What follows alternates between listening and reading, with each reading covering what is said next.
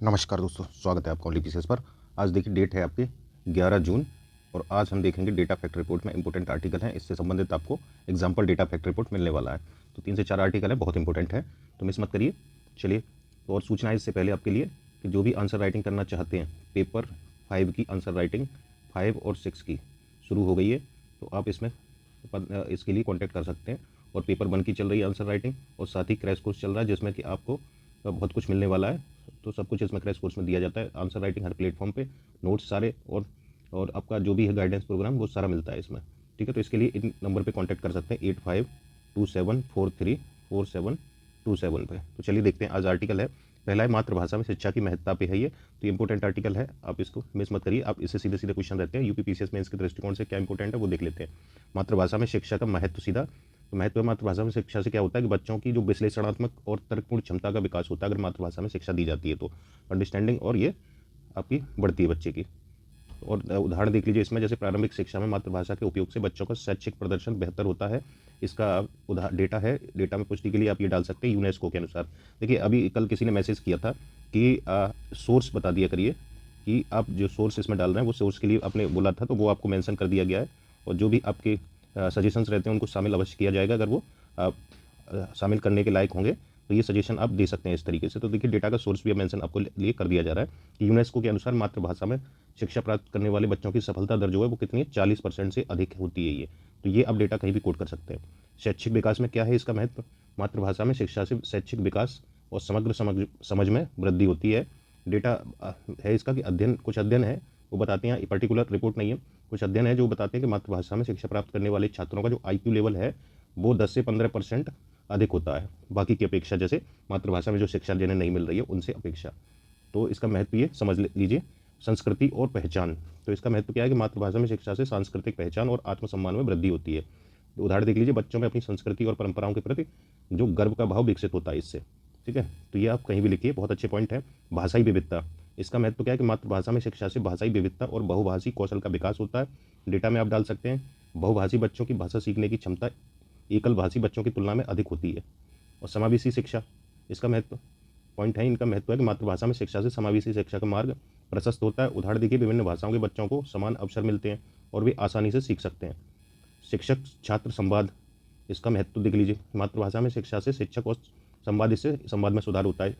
Data है इसका, मातृभाषा में शिक्षा प्राप्त करने वाले बच्चों की सहभागिता दर कितनी है, 30% से अधिक होती है इसकी। राष्ट्रीय शिक्षा नीति के बारे में देख लीजिए, इसका महत्व क्या है। तो राष्ट्रीय शिक्षा नीति 2020 में आई थी, इसमें बोला गया कि मातृभाषा में प्रारंभिक शिक्षा पर जोर दिया गया है इसमें। और उदाहरण देख लीजिए नीति आयोग के अनुसार, किसके, नीति आयोग के अनुसार है ये, कक्षा 5 तक की शिक्षा मातृभाषा में दी जानी चाहिए, ये नीति आयोग ने भी बोला है। तो ये चीज़ें कहीं भी आप मेंशन कर सकते हैं। ठीक है, व्यवहारिक कठिनाइयाँ क्या क्या हैं, चुनौतियाँ जो हैं, तो मातृभाषा में शिक्षा के कार्यान्वयन में व्यवहारिक कठिनाइयाँ, जैसे शिक्षकों की कमी है, संसाधनों की उपलब्धता नहीं है, बहुभाषी समाज में शिक्षा की योजना बनाना टफ होता है। तो ये सारी चुनौतियाँ आप लिख सकते हैं। अपने सुझाव में क्या लिखना है आपको, तो देखिए शिक्षक प्रशिक्षण, मातृभाषा में शिक्षा देने के लिए शिक्षकों का विशेष प्रशिक्षण होना चाहिए। संसाधनों की उपलब्धता हो, मातृभाषा में पाठ्यक्रम और शिक्षण सामग्री की उपलब्धता सुनिश्चित कराना आवश्यक है। और समुदाय की भागीदारी, समुदाय और अभिभावकों की भागीदारी बढ़ाना। नीति समर्थन, राष्ट्रीय शिक्षा नीति का सख्त पालन और कार्यान्वयन करना। अनुसंधान और विकास करना, मातृभाषा में शिक्षा के प्रभाव पर अनुसंधान और उसके आधार पर नीतियों का निर्माण हो। तो ये हो गया इस पहला आर्टिकल। इससे संबंधित प्रश्न है, मातृभाषा में शिक्षा के महत्व और उसकी चुनौतियों पर चर्चा करें। इस दिशा में सुधार के लिए सरकार को क्या कदम उठाने चाहिए ये बताइए। 200 शब्दों में आप इसको लिखिए, क्रैश कोर्स वाले लिख के इसको भेज सकते हैं। अगला देखिए, चुनाव आयोग के बारे में आर्टिकल था, तो आर्टिकल में तो कुछ खास नहीं था, वही सारी चीज़ें थी, लेकिन हम लोग चुनाव आयोग के बारे में देख लेते हैं। पूछ लेता है पेपर 2 में, आप इसको डाल सकते हैं, पेपर 2 में पूछा जा सकता है आपसे। चुनाव आयोग का परिचय में देखिए क्या लिखेंगे, भारत सरकार का स्वतंत्र संवैधानिक निकाय है जिसका मुख्य उद्देश्य स्वतंत्र और निष्पक्ष चुनाव कराना है, ये तो आप जानते ही होंगे। स्थापना इसकी 25 जनवरी 1950 को हुई है, पीटी में पूछ लेता है। संरचना देख लीजिए, संरचना आपको मेल्स में पूछ सकता है कि इसमें मुख्य चुनाव आयुक्त और अन्य चुनाव आयुक्त होते हैं। मुख्य चुनाव आयुक्त की नियुक्ति कौन करता है, राष्ट्रपति द्वारा की जाती है। कार्य और जिम्मेदारियाँ, चुनाव करवाना पहला कार्य इसका, लोकसभा राज्यसभा और राज्य विधानसभाओं का चुनाव। आचार संहिता लागू करना, उसका पालन सुनिश्चित करना। मतदाता सूची का निर्माण और उनका अद्यतन करना। राजनीतिक दलों का पंजीकरण करना और उसका निरीक्षण करना। चुनाव सुधार करना, चुनाव सुधारों का सुझाव देना और क्रियान्वयन करना। शिकायत निवारण करना, चुनाव संबंधी शिकायतों का निवारण करना, ये भी इसी का कार्य। उपलब्धियां देख लीजिए कुछ इसकी, तो इसने लोकसभा और विधानसभा चुनाव में क्या है, सफलतापूर्वक कई ऐसे चुनाव संपन्न कराए हैं। मतदाताओं को पंजीकरण देख लीजिए, इसमें क्या है, इसमें भी सुधार और वृद्धि हुई है। तकनीकी नवाचार है, जैसे ईवीएम का उपयोग है, वीवीपैट्स का उपयोग है, ऑनलाइन पंजीकरण सेवाओं का विकास है, तो ये सब इसकी तकनीकी नवाचार हैं। लेकिन साथ ही कुछ चुनौतियाँ भी हैं, जैसे धनबल और बाहुबल, चुनावों में इनका उपयोग होता है, एक बड़ी चुनौती है ये। मतदाता जागरूकता, सभी वर्गों के मतदाताओं को जागरूक करना और मतदान के लिए प्रेरित करना उन्हें। और सुरक्षा, चुनाव के दौरान हिंसा और अराजकता को नियंत्रित करना, ये एक चुनौतियाँ हैं कुछ। इससे संबंधित प्रश्न देख लीजिए। चुनाव आयोग की भूमिका और जिम्मेदारियों पर चर्चा करें। चुनाव आयोग ने हाल के वर्षों में कौन कौन से सुधार किए और उनकी चुनौतियों का सामना कैसे किया जाए, ये आपको बताना है। ठीक है, अगला आर्टिकल है आपका, आर्थिक मोर्चे पर बेहतरी की उम्मीद है।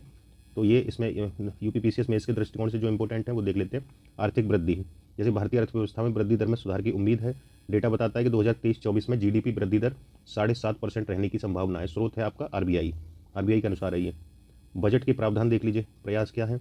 सरकार ने 2024-25 के बजट में महत्वपूर्ण प्रावधान किए गए। बजट में कुल लगभग 45 लाख करोड़ का प्रावधान है। इसका पूरा बजट का वो जो आकार है वित्त मंत्रालय के अनुसार। बाजार पूंजीकरण में क्या है, तो भारतीय शेयर बाजार में पूंजीकरण में वृद्धि हो रही है। तो इस बीएसई में सूचीबद्ध कंपनियों का कुल बाजार पंजीकरण 5 लाख करोड़ डॉलर से अधिक हो गया है। बॉम्बे स्टॉक एक्सचेंज का डेटा है ये। वित्तीय सुधार देख लीजिए, सरकार ने वित्तीय सुधारों के लिए नई नीतियां लागू की हैं। उदाहरण देखिए, कर ढांचे में सुधार, जीएसटी का प्रभावी ढंग से क्रियान्वयन, वित्त मंत्रालय के स्रोत के अनुसार है ये। निवेश देख लीजिए, घरेलू और विदेशी निवेश में वृद्धि हुई है। डेटा के अनुसार है 2023-24 में एफडीआई का प्रभाव 76.6 बिलियन डॉलर रहने की उम्मीद है। स्रोत इसका वाणिज्य और उद्योग मंत्रालय है, ये आप देखते रहिए। मुद्रा स्फीति क्या है, सरकार ने मुद्रा स्फीति को नियंत्रित करने के लिए क्या उपाय किए, तो इसमें 2023-24 में मुद्रा स्फीति की दर है 5.5% रहने की संभावना है आरबीआई के अनुसार। रोजगार सृजन देख लीजिए, महत्व नई नौकरियों का सृजन पर ध्यान केंद्रित किया जाना आवश्यक है। उदाहरण देख लीजिए, मैन्युफैक्चरिंग और सेवा क्षेत्र में रोजगार वृद्धि आवश्यक है इसके लिए। तो ये आंकड़ा आप देखते रहिए किस स्रोत से है। वित्तीय समावेशन आवश्यक है, जैसे जनधन योजना और अन्य वित्तीय समावेशन योजनाओं का विस्तार करना आवश्यक है। 2023-24 में 42 करोड़ से अधिक जनधन खाते खोले गए। अपने सुझाव में क्या देना है, ये इंपॉर्टेंट है आपके लिए। वित्तीय स्थिरता जरूरी है। प्रयास क्या है, सरकार को वित्तीय स्थिरता को बनाए रखने के लिए उचित नीतियों का निर्माण करना चाहिए। और डेटा फैक्ट्स में देखिए, 2023-24 में वित्तीय घाटा जीडीपी का 6.5% रहने की संभावना है। सरकार को वित्तीय घाटे को कम करने के लिए खर्च में कटौती और राजस्व में वृद्धि के उपाय करने चाहिए, आरबीआई ने बोला है। ठीक है, निवेश को बढ़ावा दिया जाना चाहिए। घरेलू और विदेशी निवेश को आकर्षित करने के लिए उपाय किए जाने आवश्यक है। उदाहरण देख लीजिए, आसान व्यापार नीतियाँ बनाई जाए। इसमें क्या किया जा सकता है आगे वो देख लीजिए। कर राहत दी जाए और बुनियादी ढांचे में सुधार करने की आवश्यकता है। डेटा फैक्ट बोलता है कि मेक इन इंडिया पहल के तहत 2023 में 15% की वृद्धि दर्ज की गई। इस पहल को और अधिक प्रभावी बनाने के लिए निवेशकों को और सुविधाएं प्रदान की जानी चाहिए। रोजगार का सृजन आवश्यक है, मैन्युफैक्चरिंग और सेवा क्षेत्र में निवेश की ज़रूरत है। इसमें प्रधानमंत्री कौशल विकास योजना के तहत युवाओं को प्रशिक्षित करना जैसे और कार्यक्रम भी चलाए जाने चाहिए। 2023-24 में प्रधानमंत्री रोजगार योजना के तहत 1.2 करोड़ नए रोजगार सृजित किए गए। इस योजना को और विस्तार दिया जाना चाहिए। ये आपके आंकड़े हैं, स्रोत दिया आपका। मुद्रा स्फीति नियंत्रण करना आवश्यक है। इसके लिए ठोस कदम उठाए जाएं, जैसे कृषि उत्पादन बढ़ाने और आवश्यक वस्तुओं की कीमतों पर नियंत्रण रखना चाहिए। डेटा फैक्ट बोलता है कि 2023-24 में खाद्य मुद्रा स्फीति की दर 4.8% रही है। जो सरकार को खाद्य आपूर्ति श्रृंखला में सुधार करना इसके लिए जरूरी है, आरबीआई ने ये बोला है। वित्तीय समावेशन में क्या करना चाहिए कि जो समावेशन योजनाओं का और विस्तार और प्रभावी क्रियान्वयन आवश्यक है, जैसे जनधन योजना है और ये प्रधानमंत्री सुरक्षा बीमा योजना है और प्रधानमंत्री जीवन ज्योति बीमा योजना को और मजबूत बनाने की आवश्यकता है। डेटा फैक्ट के अनुसार 2023-24 में 42 करोड़ से अधिक जनधन खाते खोले गए। इन खातों में सक्रियता बढ़ाने के लिए वित्तीय शिक्षा और सेवाओं की पहुंच बढ़ानी चाहिए, वित्त मंत्रालय के अनुसार। अब इसमें प्रश्न देख लीजिए मेंस के लिए। भारतीय अर्थव्यवस्था में बेहतरी की संभावनाओं पर चर्चा करें। इन संभावनाओं को साकार करने के लिए सरकार को किन कदमों को उठाना चाहिए वो आपको बताना है इसमें। अब देखिए, अगला है 1 लाख फेसबुक यूज़रों का डेटा लीक हो गया है। तो इससे संबंधित है, इसे आप कहीं भी कोट कर सकते हैं साइबर सिक्योरिटी में। तो ये आपको कल भी आर्टिकल आया था, आज भी देखिए इससे संबंधित ये उदाहरण आपको मिल गया है कि 1 लाख यूज़र का फेसबुक डेटा लीक हुआ है। तो इसमें क्या क्या इंपॉर्टेंट है वो देख लीजिए। ये घटना हुई है डेटा लीक की, जैसे साइबर सुरक्षा शोधकर्ताओं ने कथित डेटा लीक की सूचना दी है। इसमें प्रभावित यूज़र इसमें क्या है, इसमें फेसबुक के कम से कम 1 लाख यूज़र शामिल हैं, इसमें बोला गया है। अब डेटा का सार्वजनिक होना से क्या क्या है, तो एक इसमें फोरम ने बोला है कि लीक जो हुआ है डेटा वो ब्रीच फोरम पर सार्वजनिक किया गया है ना। और जानकारी इसकी क्या है, लीक हुआ डेटा में पूरा नाम, प्रोफाइल, ईमेल, फ़ोन नंबर और स्थान की जानकारी शामिल है, सब कुछ ये लीक हुआ है। अब इसमें ये किसने उजागर किया है, जो ये जो मामला हुआ है, तो ये एक एनजीओ है, क्या नाम है इसका, साइबर पीस संगठन, साइबर पीस नामक एनजीओ ने ये उजागर किया। ये क्या है साइबर पीस, तो इसने आरोप लगाया है, ये है नई दिल्ली स्थित एक गैर लाभकारी संगठन होता है, जानते हैं ये। तो साइबर पीस की टीम ने ये आरोप लगाया है। तो एनजीओ ने एनजीओ को भी जान लीजिए। आपको पेपर 2 में डालना हो तो कहीं एग्जाम्पल कोट कर सकते हैं। इसमें पेपर 2 में आपको एनजीओ सीधा टॉपिक है। तो एनजीओ और उसके कार्य, तो ये एनजीओ साइबर पीस है, तो साइबर पीस एनजीओ को भी डाल सकते हैं और इसके कार्य क्या है और उदाहरण के साथ ये पोस्ट कर सकते हैं कि हाल ही में जो हुआ था मामला फेसबुक का 1 लाख डेटा लोगों का डेटा जो लीक हुआ है, उस मामले में इसने पहल में दिखा सकते हैं इसके कार्यों में। डेटा की मात्रा फेसबुक के 1 लाख नए यूजर्स का डेटा सामने आया। संभावित खतरे देख लीजिए, ये इंपॉर्टेंट है आपका।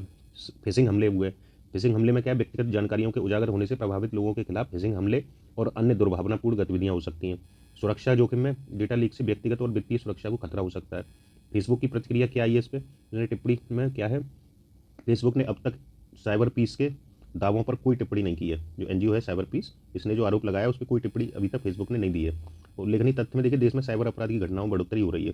तो इस दिशा में साइबर अपराध से तो आपका प्रश्न पेपर 3 में बनना ही बनना है, कंपलसरी रहते हैं। तो आप जान लीजिए हर बार पूछे जाते हैं, तो आप इसे तैयार रखिए, बार बार देखिए और डेली आर्टिकल मिल ही जाता है आपको। अपने सुझाव और उदाहरण देख लीजिए इसमें। सुरक्षा उपाय, जैसे उपाय में क्या है, व्यक्तिगत जानकारी सुरक्षा के लिए 2 स्तरीय प्रमाणीकरण यानी 2 फैक्टर ऑथेंटिकेशन का उपयोग करना आवश्यक है, तो इसे करें। उदाहरण देखिए, अपने सोशल मीडिया अकाउंट्स पर मजबूत पासवर्ड सेट करना और नियमित रूप से पासवर्ड बदलना। और फिशिंग हमलों से बचाव में क्या है, संदिग्ध ईमेल जो आते हैं आपको स्पैम और लिंक पर क्लिक न करें और हमेशा विश्वसनीय स्रोतों की से जानकारी प्राप्त करें। उदाहरण देखिए, ईमेल में आए लिंक को सीधे न खोलें, बल्कि संबंधित वेबसाइट पर जाकर जानकारी जांचें उसकी। साइबर सुरक्षा जागरूकता बढ़ाने के लिए में क्या है, साइबर सुरक्षा के बारे में जागरूकता बढ़ाने के लिए जो शिक्षण संस्थान है, कार्यस्थलों पर प्रशिक्षण कार्यक्रम आयोजित किए जाने चाहिए। कंपनियां अपने कर्मचारियों को नियमित साइबर सुरक्षा प्रशिक्षण प्रदान कर सकती हैं इसमें। सरकारी कदमों में क्या क्या है, तो सरकार को साइबर सुरक्षा कानूनों को सख्त बनाना चाहिए और डेटा सुरक्षा के नियमों का पालन सुनिश्चित करना चाहिए। उदाहरण देख लीजिए इसमें, डेटा सुरक्षा बिल यानी डेटा प्रोटेक्शन बिल का सख्ती से कार्यान्वयन हो। व्यक्तिगत सुरक्षा, अपनी व्यक्तिगत जानकारी को ऑनलाइन साझा करते समय सावधानी बरतें और आवश्यक जानकारी ही साझा करें। उदाहरण देख लीजिए, सोशल मीडिया पर अपनी व्यक्तिगत जानकारी को निजी सेटिंग में रखना चाहिए। अब इसमें प्रश्न देख लीजिए क्या बन सकता है, तो डेटा लीक की घटनाओं के बढ़ते मामले के संदर्भ में साइबर सुरक्षा के उपायों पर चर्चा करें। इन उपायों को प्रभावी बनाने के लिए सरकार और व्यक्तिगत व्यक्तियों को क्या कदम उठाने चाहिए, ये बताने सब कुछ बता दिया। 200 शब्दों में आप इसको लिख सकते हैं। तो ये आज के आर्टिकल थे। तो आज ये आर्टिकल है, इतना ही है आज। तो इसमें इतना ही वीडियो में। अच्छा लगा या कोई सजेशन हो आप कमेंट में बता सकते हैं इसमें। Thank you.